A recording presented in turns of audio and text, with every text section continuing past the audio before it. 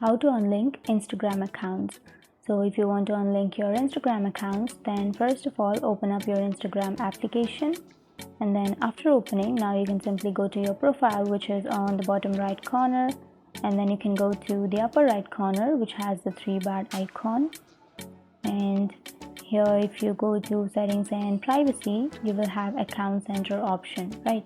So you can simply tap on account center, and under your account center, here you will have account settings. So under account settings, go to accounts, which is on the first option, and here you will have your accounts. So I have not linked Instagram account with my Instagram account. I don't have two Instagram accounts linked with each other.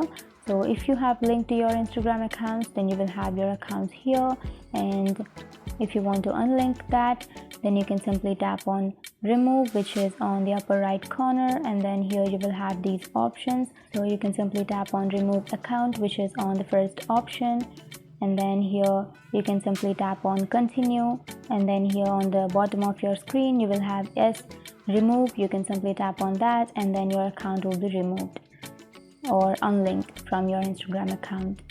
So that's it. That's how you unlink. And if you have any questions, feel free to comment below. Thanks for watching.